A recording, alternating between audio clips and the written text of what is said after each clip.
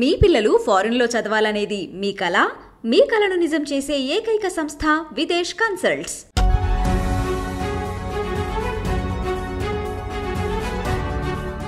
నమస్తే, నేను Kavitha. Welcome to I Dream news.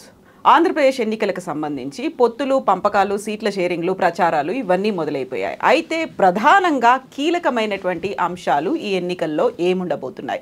YSRCP ఒకవైపు ఉంటే 3 పార్టీలు కలిసి మరోవైపు ప్రధానంగా పోటీలో బరిలో ఉంటున్నట్టుగా తెలుస్తుంది. అయితే అక్కడ ప్రజల మధ్యలో ఏముంది? ప్రస్తుతం మనతో పాటుగా ఉన్నారు పొలిటికల్ అనలిస్ట్ ఘంటా చక్రపాణి గారు. చక్రపాణి గారు, నమస్కారం అండి. నమస్తే. సో యూజువల్గానే మనకి ఎలక్షన్స్, క్యాంపెయినింగ్ ఇవన్నీ అన్నప్పుడు కీలకమైనటువంటి అంశాలు ఏముంటాయి? నేనైతే ఒంటరిగా బరిలోకి దిగుతున్నాను, నన్ను ఎదుర్కోవడానికి 3 కలిసి బరిలో దిగారు అనే మాట, అండ్ డబుల్ సెంచరీ కొడితే సంక్షేమ కార్యక్రమాలన్నీ కంటిన్యూ అవుతూనే ఉంటాయి అన్నమాట. అంతకుముందు 175 అనేవాళ్ళు, ఇప్పుడు 25 కూడా యాడ్ చేసేసారు.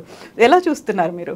అంటే చాలామంది అంటే ఇంకా వేడి రాలేదు, కానీ ఈసారి పార్లమెంట్ ఎన్నికల కంటే అసెంబ్లీ ఎన్నికలు, ముఖ్యంగా ఆంధ్రప్రదేశ్ అసెంబ్లీ ఎన్నికల మీదనే చాలామందికి ఎక్కువ ఫోకస్, ఎక్కువ ఆసక్తి కనబడుతున్నట్టుగా అనిపిస్తుంది. ఎందుకంటే 2 పార్టీలు, 2 కూటములకు ఒక రకంగా చెప్పాలనుకుంటే, ఒకటేమో జగన్ వర్సెస్ కూటమి, ఇద్దరికి కూడా పవర్ అనేటువంటిది చాలా ఇంపార్టెంట్ కాబోతుంది. ముఖ్యంగా తెలుగుదేశం పార్టీకి గనుక ఈ ఎన్నికల్లో పవర్లోకి తెలుగుదేశం పార్టీ రాకపోతే ఇంకా ఆ పార్టీ ఉనికి ప్రశ్నార్థకం అయ్యేటువంటి అవకాశం ఉంటుంది. ఎందుకంటే చంద్రబాబు నాయుడు ఇంకా లాగుతున్నాడు దాన్ని, బండిని. కనీసము ఆయనకు భారం తగ్గించడానికి వెనుకొని తోస్తడం అనుకుంటే లోకేష్ కూడా అటువంటి ప్రయత్నం ఏమి సక్సెస్ఫుల్గా చేస్తున్నట్టుగా కనిపించట్లేదు. ఈసారి కనుక చంద్రబాబు నాయుడు పవర్లోకి వస్తేనే ఆ పార్టీ మళ్ళీ ఒక 5 సంవత్సరాల పాటు మనుగడ సాగించడానికి, లేదా ఆ పార్టీ నెక్స్ట్ జనరేషన్కి ఒక పట్టు దొరకడానికి ఆస్కారం, అవకాశం ఉంటుంది. కాబట్టి తెలుగుదేశం పార్టీ దాన్ని ఒక ప్రతిష్టాత్మకమైనటువంటి ఎన్నికగా తీసుకున్నది. అది ప్రతిష్టాత్మకము, ఒక లైఫ్ అండ్ డెత్ ఇష్యూ లాగా వచ్చింది. కాబట్టి కలిసి వచ్చిన ప్రతి ఒక్కరిని దానిలో కలుపుకుంటూ పోయింది. నిజానికి పవన్ కళ్యాణ్ని కలుపుకోవడం అనేటువంటి ఎపిసోడ్ని కనుక చూసినట్టయితే, పవన్ వల్ల ఓట్లు ట్రాన్స్ఫర్ అయినట్టు ఎలక్షన్లలో ఇప్పటివరకు ఎక్కడ దాఖలాలు కనబడలేదు. లేదు, ఆయన పవర్ఫుల్గా క్యాండిడేట్స్ని పెట్టి ఆయనకు ఆదరణ ఉంది, అభిమానులు ఉన్నారు, కోలాహలం ఉంది. కానీ ఓటింగ్ దగ్గరికి వచ్చేసరికి టర్న్అవుట్ అవుతుందా? చాలా సందర్భాల్లో 100 కంటే కూడా తక్కువ ఓట్లు వచ్చినాయి పవన్ కళ్యాణ్కి, లేదా వాళ్ళ క్యాండిడేట్స్కి, లేదా అన్ని ఓట్లతో ఓడిపోయినటువంటి సందర్భాలు కూడా మనకు కనబడుతూ ఉన్నాయి. ఇటువంటి టైంలో ఈ ఎన్నికలు, ఇప్పుడు ఈ 15 రోజుల పొత్తుల హడావిడి గమనించిన తర్వాత, ఒకటి ఆయనకు ఎన్ని స్థానాలు కావాలో అనేటువంటి లెక్క ఆయనకు లేదు. ఆయన ఏం పట్టుబట్టలేదు, అడగలేదు. ఉల్టా ఆయనకి ఇచ్చిన స్థానాలను కూడా ఆయన కొన్ని బీజేపీకి కూడా ఇచ్చేద్దాంలేండి అన్న లెవెల్లో ఆయన అటు పంపిణీ చేసినటువంటిది కనబడింది. ఈ ఇచ్చిన 24 స్థానాలు 23 స్థానాలకు పడిపోయిన తర్వాత కూడా, 21 పడిపోయిన తర్వాత కూడా క్యాండిడేట్స్ని పెట్టుకునే కాడ కూడా ఆయన కొంత తడబడినటువంటి ఇది కనబడుతుంది. చివరికి ఆయన ఎక్కడి నుంచి పోటీ చేయాలన్న దగ్గర కూడా రకరకాలైనటువంటి ఇవి జరిగినాయి. ఇది ఇట్లా ఉంటే ప్రచారము ఇప్పటివరకు కూడా ఆయన పూర్తిగా సీరియస్గా రంగంలో దిగినట్టుగా లేదు. ఇప్పటి వరకు, ఈరోజు వరకు కూడా ఒక్క చంద్రబాబు నాయుడు సభలు తప్ప బయట ఆ కూటమిలో ఉన్న మిగతా వాళ్ళ ప్రజెన్స్ అనేటువంటిది ఎక్కడ కనబడతలేదు. అంటే నిజానికి ప్రజెన్స్ లేదు. బీజేపీకి 6 ఎంపీ సీట్లు ఇవ్వడం అనేటువంటిది చాలా ఎక్కువ ఇచ్చినట్లు లెక్క. ఎక్కడో చంద్రబాబు నాయుడు ఏమనుకున్నాడంటే, నాకు కేంద్ర ప్రభుత్వంతో బాగుండడం అవసరం, మోడీ ఖచ్చితంగా మళ్ళీ మోడీనే ప్రధానమంత్రి అవుతాడు, ఈ అలయన్స్ ద్వారా నేను ఆ కూటమిలోకి చేరిపోవడం వలన నాకు ఎటువంటి కష్టాలు ఉండవు. మొదటిది. రెండవది, ఇప్పుడు ఆయనకు 72-73 ఏళ్ళ వయసు కూడా వచ్చినట్టుంది చంద్రబాబు నాయుడుకి. ఇంకొక 5 ఏళ్ళు అంటే ఇంకా పరిపూర్ణమైనటువంటి రాజకీయ జీవితం అయిపోతుంది. ఈ పార్టీని కూడా పర్మనెంట్గా అట్లీస్ట్ ఒక లీజ్ ఆఫ్ లైఫ్ పెంచినట్టుగా అవుతుంది అనేటువంటి ఒక అభిప్రాయంతో చంద్రబాబు నాయుడు కొంత తగ్గినాడని అనుకోవచ్చు సీట్ల పంపిణీ విషయంలో. వాళ్ళకి అంత శక్తి లేకపోయినా వాళ్ళకి ఇవ్వడం అనేటువంటిది జరిగింది. ఇది యూపీఏ ఎన్డీఏ కూటమికి సంబంధించినటువంటి ఈ 3 పార్టీలలో ఉన్నటువంటి పరిస్థితి. ఇప్పటివరకు పవన్ కళ్యాణ్ ప్రచారాలు పక్కన పెట్టండి, ఉమ్మడి ప్రచారాలు కూడా లేవు. బహుశా అనుకోవడం రేపు 15th తర్వాత నుంచి ఏమైనా, ఎందుకంటే నార్త్ ఇండియాను కంప్లీట్ చేసుకొని ఈ దక్షిణ గోగ్రహణానికి వస్తారు కాబట్టి వాళ్ళందరూ. సో వాళ్ళు ఇక్కడికి వచ్చిన తర్వాత బహుశా ముగ్గురు కలిసి ఇది చేయడం జరుగుతుండొచ్చు. ఇప్పటికైతే ఆయన పాకెట్స్ వైజ్గా తను కష్టపడుతున్నాడు, చెమటోడుస్తున్నాడు, మైక్ పెట్టుకునే సువార్త ప్రచారాల్లాగా భారీ ఎత్తున చంద్రబాబు నాయుడు గట్టి ప్రయత్నం చేస్తున్నాడు. చంద్రబాబు నాయుడు గారు ఇంత గట్టిగా ప్రయత్నం చేస్తున్నాడంటే ఆయన ప్రత్యర్థి కూడా బలంగా ఉన్నాడు అనేది మనకు అర్థమవుతుంది. చంద్రబాబు నాయుడు స్ట్రాటజీలో చంద్రబాబు నాయుడు బిందాస్గా ఉన్నాడు, కూల్గా మాట్లాడుతున్నాడు అని అనుకుంటే ప్రత్యర్థి తగ్గి ఉన్నట్టుగా లెక్క. ఇంత ఎందుకు చెమటోడుస్తున్నాడు అంటే ఇంత చెమటోడిస్తే తప్ప నెగ్గలేమనేటువంటి లెక్క చంద్రబాబు నాయుడుకి అర్థమైంది. 40 ఏళ్ళ సుదీర్ఘ రాజకీయ జీవితంలో పార్టీని 3 సార్లు అధికారంలోకి తీసుకొచ్చుకున్నటువంటి చంద్రబాబు నాయుడుకి క్యాలిక్యులేషన్ అంతా ఉంది. దీన్ని బట్టి చెప్పొచ్చు మనకు జగన్ కూడా అంతే పోటీ ఇస్తున్నాడు. పోటాపోటీగా ఎన్నికలు కనబడతా ఉన్నాయి. మీరు జగన్ సిద్ధం సభలు లేదా ఆయన రోడ్ మ్యాప్ ఆయన చేస్తున్నటువంటి చూస్తే సేమ్ అదే పద్ధతిలో ఆయన కూడా చెమటోడుస్తున్నాడు. జగన్ మీద ఒక విమర్శ ఏముండిందంటే ఈవెన్ మనుషుల్లో జనంలోకి ఎన్నడూ పోలేదు. ఈవెన్ ఆయన ఎక్కడికైనా అధికార పర్యటనకు పోయినా కూడా చెట్లను కూడా తీసేసినారు, ఇంకోటి తీసేసినారు, పెద్ద పెద్ద తెరలు కట్టినారు, బారికేడ్లు పెట్టినారని మాట్లాడినారు. ఇవాళ ఆల్ ఆఫ్ సడన్ ఆయన దిగుతున్నాడు, ఒక వృద్ధురాలని పలకరిస్తున్నాడు, ఇంకోళ్ళ దగ్గరికి పోతున్నాడు, ఇంకో పని చేస్తున్నాడు. ఐ మీన్ జనాల్లో కలిసిపోయి మళ్ళీ ఆ పద్ధతిలో చేసుకుంటారు. గతంలో ఓదార్పు యాత్రల్లో సేమ్ అదే సీన్ కనబడుతుంది ఇప్పుడు మళ్ళీ. అవే మనకి దృశ్యాలు కనబడుతున్నాయి. ఇక్కడ జగన్ చేసిన రెండవ స్ట్రాటజీ ఏమిటంటే అది లాభం జరుగుతుందా నష్టం జరుగుతుందా పక్కన పెడితే అభ్యర్థులను మార్చేసినాడు. వ్యతిరేకత ఉందనుకున్న చోటల్లా, పార్టీ వీక్ అవుతుందన్న చోటల్లా, వాళ్ళు ఎంత పెద్దవాళ్ళైనా ఏమనుకున్నా సరే అనుకుని చాలా చోట్ల అభ్యర్థులను చేంజ్ చేసినాడు. ఇది ఒక రకంగా ఉపయోగపడుతుంది అనేటువంటి విశ్లేషణ కూడా కనబడుతుంది మనకు. చాలా చోట్ల అభ్యర్థులను మార్చడం వల్ల ఓకే అభ్యర్థి మీద ఉన్న వ్యతిరేకత ఇక్కడ రాదు. మనకు తెలంగాణ అనాలజీ తీసుకున్నప్పుడు మనము అందరు విశ్లేషకులు చెప్పింది ఏంటంటే ఒక 30 మంది అభ్యర్థులను మారిస్తే గెలిచేవాళ్ళేమో అనేటువంటి బహుశా ఈ లెసన్ అక్కడ రిఫ్లెక్ట్ అయినట్టుంది. అభ్యర్థులను మార్చడం అనేటువంటిది కొంతమంది పార్లమెంటుకు పంపడం, కొంతమందిని ఇటు తీసుకురావడం, ఇట్లాంటిది కొత్త అభ్యర్థులకు అవకాశం ఇవ్వడం, ఇవన్నీ చేసుకుంటూ వచ్చినాడు. అదొక రకంగా ఆయనకు ఉపయోగపడుతున్నటువంటి అంశంలాగా చేసుకోవచ్చు. ఇకపోతే ఇప్పుడు జగన్కి ఒక దూరదృష్టితోటి ఇవన్నీ చేసుకుంటూ వచ్చినాడు. మనం ఇంతకుముందు కూడా మాట్లాడుకున్నాం, భారతదేశంలో ఉన్నటువంటి రాజకీయ పార్టీల్లో ఒక సోషల్ జస్టిస్ కాంపోనెంట్ని ఎలక్షన్లకు వాడుకుంటున్నది, లేదా ఎలక్షన్ల ద్వారా లబ్ధి పొందే రీతిలో సోషల్ పాలసీని తీసుకురావడం అనేది జగన్కి సాధ్యమైంది.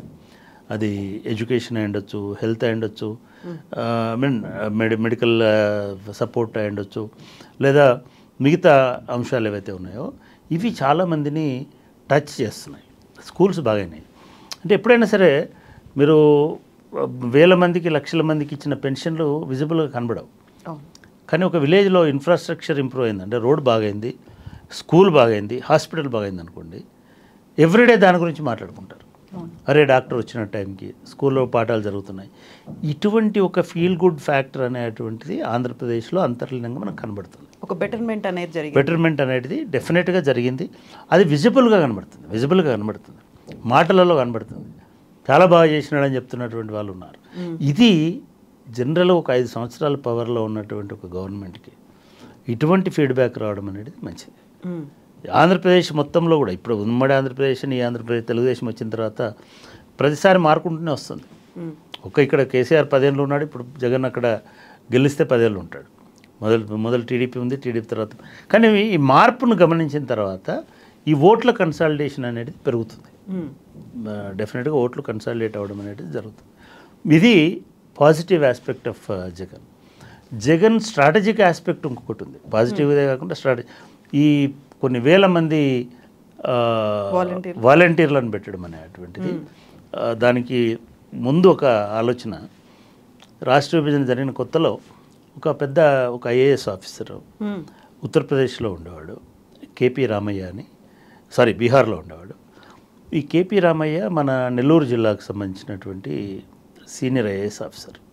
ఆయన బీహార్ కేడర్లో ఉన్నాడు, బీహార్లోనే పనిచేసినాడు. బీహార్లో 20 ఏళ్ళు పనిచేసినాడు. అప్పటికి పనిచేసినప్పుడు ఆయన నితీష్ కుమార్ ఫస్ట్ బీహార్లో లాలూ ప్రసాద్ యాదవ్ గవర్నమెంట్ పోయి నితీష్ కుమార్కి సంబంధించిన గవర్నమెంట్ వచ్చినప్పుడు బహుశా R&Bలో రూరల్ డెవలప్మెంట్లో ఎక్కడో ఐఏఎస్ ఆఫీసర్ ఉన్నాడు. ఆయన వెళ్ళి సీఎంకి ఒక ఇది చెప్పాడు, ఒక స్ట్రాటజీ.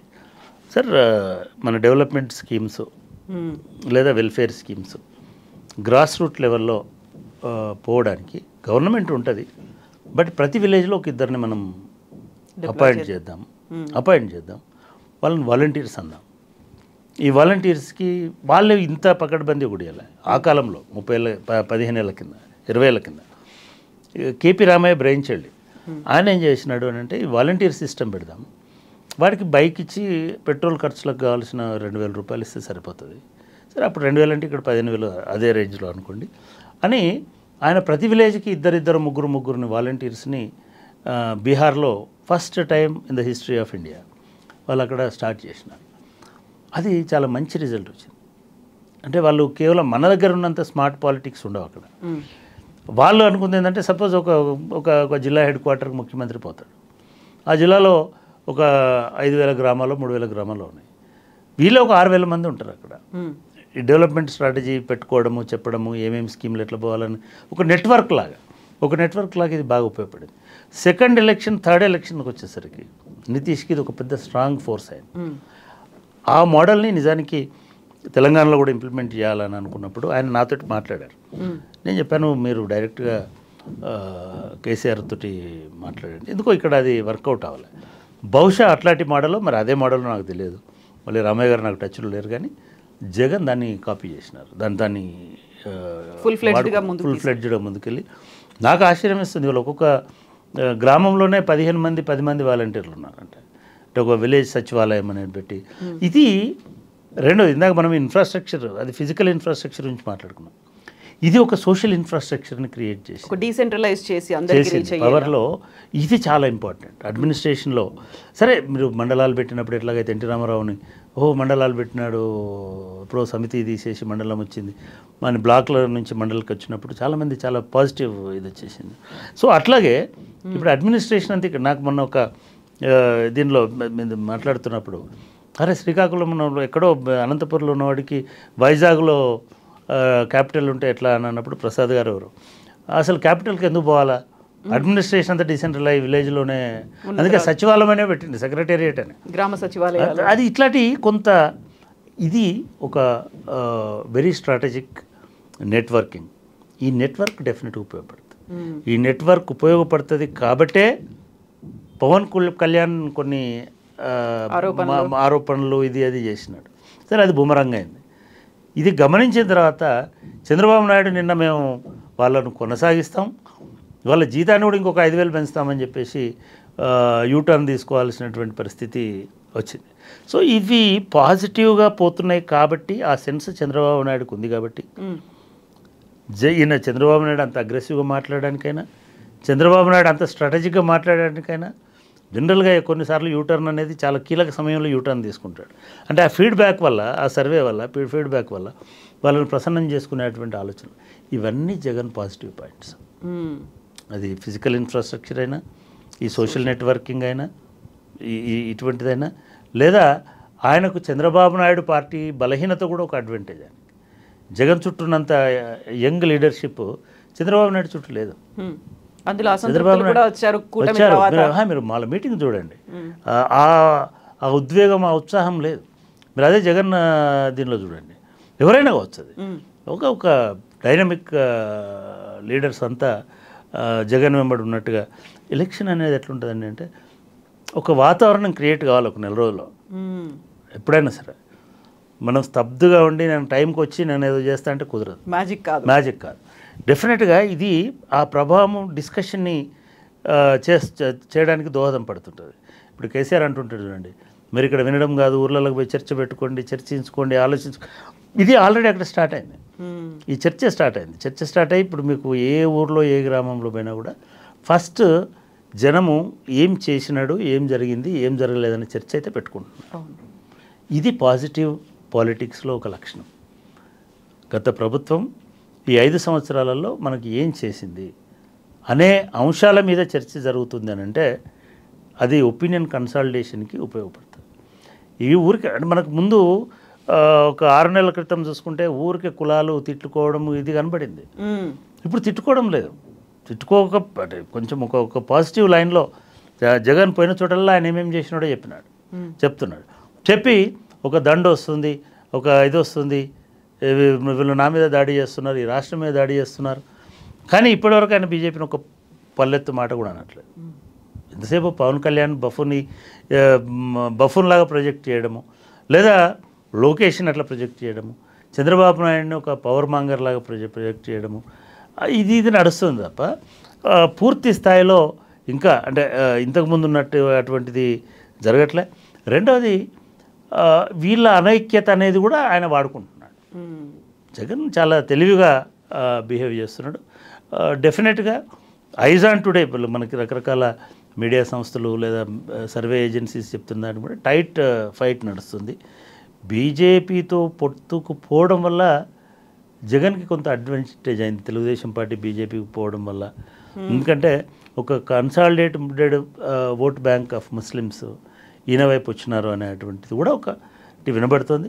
బహుశా నేను అనుకోవడం ఒక 1 వీక్ ఆఫ్ క్యాంపెయిన్ జరిగిన తర్వాత, అంటే అందరూ పూర్తి స్థాయిలో రంగంలో తిరిగిన తర్వాత కొంత మార్పులు మనకు స్పష్టంగా కనబడేటువంటి అవకాశం ఉంది. అయితే ప్రతి సిద్ధం సభ కావచ్చు, మేమంతా సిద్ధం సభ అంతకుముందు మాట్లాడిన ప్రతిసారి కూడా నా వల్ల మీకు మంచి జరిగినట్టయితే, మీ ఇంటికి సంక్షేమ పథకాలు చేరినట్టయితే నాకు ఓటేయండి అనే మాట. అదే నేను పాజిటివ్ ఎలక్షన్ అన్నది అక్కడే. జగన్ చాలా మెచ్యూర్డ్గా ఆయన చేసిన దాన్ని ఒక కన్సాలిడేట్ చేసి చెప్తున్నాడు. అది డాక్టర్ అని కాల్ అయి ఉండొచ్చు, లేకపోతే ఇంకొకటి అయి ఉండొచ్చు, ముఖ్యంగా వాలంటీర్లు అయి ఉండొచ్చు. మొన్నటికి మొన్న దాన్ని పర్ఫెక్ట్గా వాడుకున్నాడు. ఇది వీళ్ళు కంప్లైంట్ చేసి మనము పెన్షన్లు ఇవ్వద్దన్నారు, ఇంకొకటి ఇవ్వద్దన్నారు, రేషన్ ఇవ్వద్దన్నారు. అదే ఆ పార్ట్ ఆఫ్ అడ్మినిస్ట్రేషన్.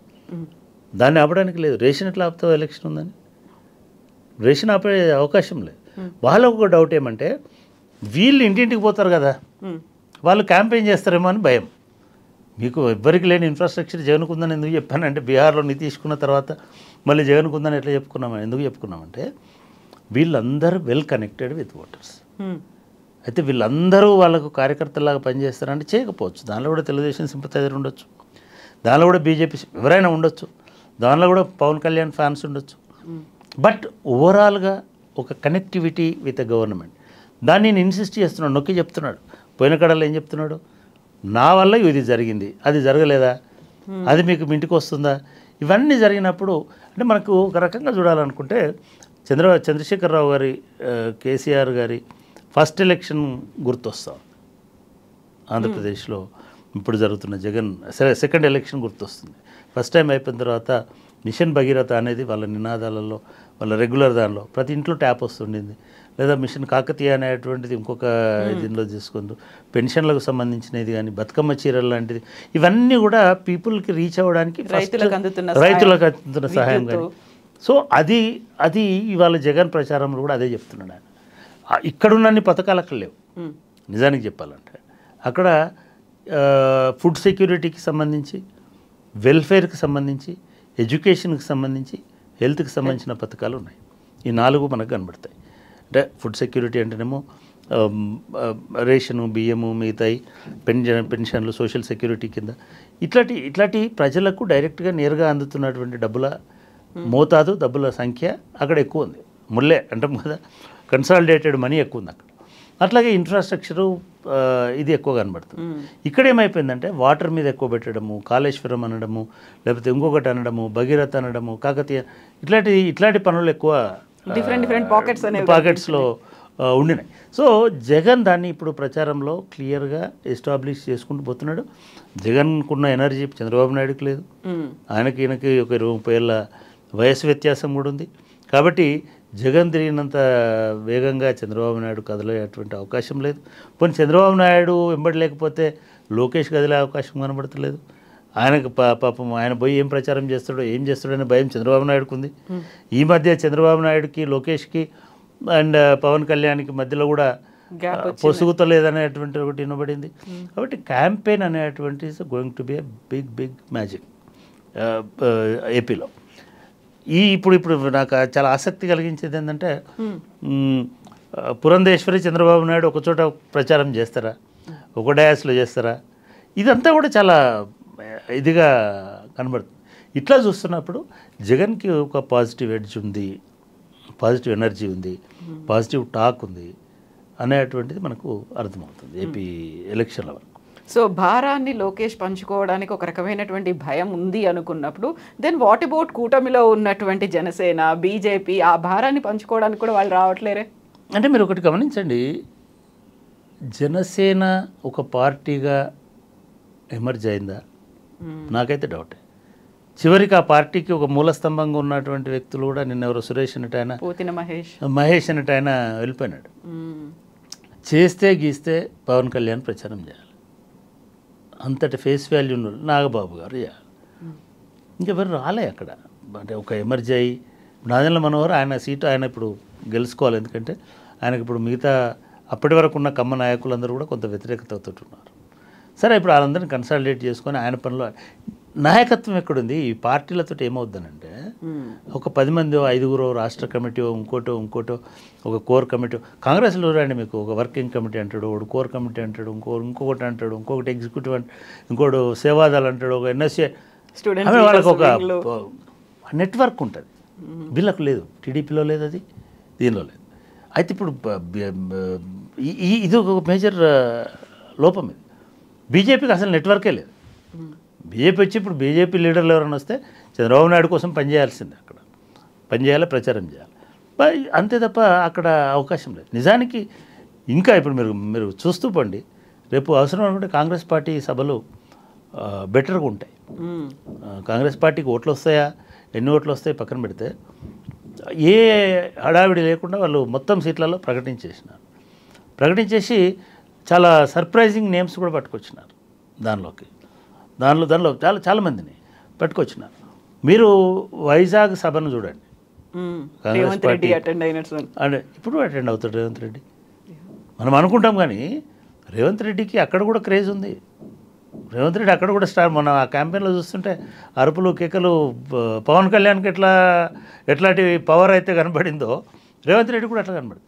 అయితే ఈ షర్మిల ఇంటర్వెన్షను కాంగ్రెస్ పార్టీలో వస్తున్నదని మీరు ఆశ్చర్యపోతారు. తెలుగుదేశం పార్టీలో ఎన్ని గొడవలు అయినాయో టికెట్ల విషయంలో కాంగ్రెస్ పార్టీలో కూడా అన్ని గొడవలు అయినాయి. మన అంటే ఈ కాంగ్రెస్ పార్టీ ఇంపాక్ట్ ఎంతవరకు ఉంటుంది, ఇది ఎవరి మీద ఉంటుంది? ఒకవేళ కాంగ్రెస్ పార్టీ నిజంగానే ఒక 10% 8% ఓట్లను కనుక ఇన్ఫ్లుయెన్స్ చేయగలుగుతుంది అనుకుంటే, పొరపాటున అవి జగన్ ఓట్లనే ఇన్ఫ్లుయెన్స్ చేసి టీడీపీకి అనుకూలంగా మారిస్తే ఫలితాన్ని, కాంగ్రెస్ పార్టీ ఇంకా మళ్ళీ జన్మలో వచ్చేటువంటి అవకాశం లేదు, లేదా జగన్కి నష్టం జరిగే అవకాశం ఉంటుంది. ఇంకో రకంగా చెప్పుకోవాలనుకుంటే లేదు, ఇది ప్రభుత్వ వ్యతిరేక ఓటునే చీలుస్తుంది. కాబట్టి బీజేపీ వ్యతిరేకులంతా కాంగ్రెస్ పార్టీ వైపు వస్తారు. కాబట్టి చంద్రబాబు నాయుడుకు వ్యతిరేకంగా, ప్రభుత్వానికి వ్యతిరేకంగా ఉన్న ఓట్లు కాంగ్రెస్ పెద్ద క్యాలిక్యులేషన్ తోటి ఉంది. మనకు అనిపిస్తుంది అక్కడ కాంగ్రెస్ ఎక్కడుందని. కానీ మీరు గమనించండి, మెజారిటీ ఆఫ్ కాంగ్రెస్ కార్యకర్తలు, శైలజనాథ్ లాంటి వాళ్ళు, రఘువీరారెడ్డి లాంటి వాళ్ళు, పల్లంరాజు లాంటి వాళ్ళు, రుద్రరాజు అంటే సరే అఫ్ కోర్స్ ఆయన ప్రెసిడెంట్గానే ఉన్నాడు, వాళ్ళు వీళ్ళెవరు షేక్ అవ్వలే. 10 ఏళ్ళు కూడా నిలబడి ఉన్నారు అక్కడ. మన దగ్గర అయితే ఇప్పటికి జంప్ జలాన్ని లైపెట్టాలి అందరూ. శైలజనాథ్ పర్ఫెక్ట్గా కాంగ్రెస్ పార్టీని, సమైక్యవాదాన్ని వినిపించి నిలబెట్టి ఇది చేసినటువంటి ఒక బేస్ ఉన్నటువంటి లీడర్ కదా. అట్లా ప్రతి జిల్లాలో మీకు ఒక 10 మంది, ప్రతి జోన్లో, ప్రతి ఏరియాలో అట్లా ఉన్నారు. నేను అనుకుంటున్నాను వాళ్ళకు వ్యక్తిగత, ఇప్పుడు కాంగ్రెస్ పార్టీ ఎక్కడుంది అక్కడ అసలు విభజన ఇవన్నీ ఎవరు పట్టించుకోరండి. వాళ్ళ Jagan versus rest of others అట్లా అయింది. ఈ రెస్ట్ ఆఫ్ అదర్స్లో కాంగ్రెస్ పార్టీ ఒక థర్డ్ ఫ్రంట్ లాగా, థర్డ్ ఫోర్స్ లాగా, ఫోర్స్ అవుతుందా కాదా వేరే సంగతి, థర్డ్ ప్లేసే ఉంటుంది కాబట్టి ఆబ్వియస్గా. బట్ ఎంత బలంతో థర్డ్ ప్లేస్లో ఉంటారు అనేది కూడా ఇంపార్టెంట్. వాళ్ళకి ఎన్ని సీట్లు వస్తాయనేది ఇంపార్టెంట్ కాదు, ఎన్ని ఓట్లు చీలుస్తారు. ఒకవేళ వీళ్ళు ఒక 5% 10% అనుకోండి, ఎలక్షన్లో 2% పెద్ద ఓటు, 1% ఇంకా పెద్ద ఓటు. ఇక్కడ మన తెలంగాణ ఎలక్షన్ మన ఫలితాలు చూస్తే 2%లో చాలామంది ఓడిపోయినారు. అసలు గవర్నమెంట్ ఫామ్ అయింది 2% తోటి. 1.8% తోటి కాంగ్రెస్ ప్రభుత్వం వచ్చింది. రేపున మనం అదే 2% 3% జగన్ దగ్గర నుంచి తీసుకుంటే జగన్ ఫలితం తలకిందులయ్యే అవకాశం లేదు. 2% ప్రభుత్వ వ్యతిరేక ఓట్లకెళ్ళే తీసుకుంటే, ఎందుకంటే జగన్ డైహార్డ్ ఫ్యాన్సే ఉంటారు కాబట్టి, లేదా కాస్ట్లు ఉంటాయి కాబట్టి, లేదా దళితులు ఉంటారు కాబట్టి, ఇదంతా సోషల్ పాకెట్సే జగన్ ఓటింగ్ అంతా. ఇక్కడ ఉన్నటువంటిది కొంచెం కిచడీ వ్యవహారం కాబట్టి ఈ ప్రభుత్వ వ్యతిరేకత ఉన్న వాళ్ళు కాంగ్రెస్ వాళ్ళు కనుక ఇక్కడ నుంచి వస్తే, కాబట్టి మనము ఆంధ్రప్రదేశ్ ఎన్నికల్లో కాంగ్రెస్ పార్టీని జీరోగా చూడాల్సిన అవసరం లేదు. జీరోగా ఉన్న వాళ్ళు హీరోలు అవుతారండి. భారతీయ జనతా పార్టీ 80sలో 2 సీట్స్ తోటి పార్లమెంటుకు పోయింది. అటువంటిది ఇవాళ 330 దాకా ఇప్పుడు 400 అంటున్నారు. సో ఆ స్థాయిలోకి వెళ్ళిపోయింది. కాబట్టి రాష్ట్ర రాజకీయాల్లో ఒక పార్టీ క్షీణిస్తుంది అయిపోతుంది అనుకోవడానికి లేదు. డెఫినెట్గా ఇప్పుడు ఒక 10% టార్గెట్ పెట్టుకొని ఒక 6% ఓట్లు తెచ్చుకుంటే బీజేపీకి మనకు లాస్ట్ టైం ఉన్నాయి 9% ఓట్లు తెలంగాణలో. ఇవాళ 20% దాకా వచ్చినారని అంటున్నారు సర్వేలలో, లేదా మొన్నటి ఎలక్షన్ల ఫలితాలు చూసినా కూడా. సో అటువంటి రోల్ని కాంగ్రెస్ పార్టీ చేసే అవకాశం ఉంది. జగన్కి ఎంత మొండితనం ఉందో వాళ్ళ సిస్టర్ కూడా అంతే మొండితనం ఉంది. ఆమె సమవుచ్చి ఇప్పుడు ఇంకా చంద్రబాబు నాయుడు, పవన్ కళ్యాణ్ ఇది అయిపోయింది. సో ఇటువంటి దృక్కోణం కూడా కాంగ్రెస్ పార్టీకి అక్కడ ఉపయోగపడుతుంది. అది కనుక జరిగితే నేను అనుకోవడం ఐజాన్ టుడే ఇప్పుడున్న పద్ధతిలో బహుశా ప్రభుత్వ వ్యతిరేక ఓట్లు, కాంగ్రెస్ ట్రెడిషనల్ ఓట్లు, ఈ రెండు కొంత స్ప్లిట్ అయ్యేటువంటి అవకాశం అయితే కనబడతాం. ఎస్ అండి, thank you so much. Thank you.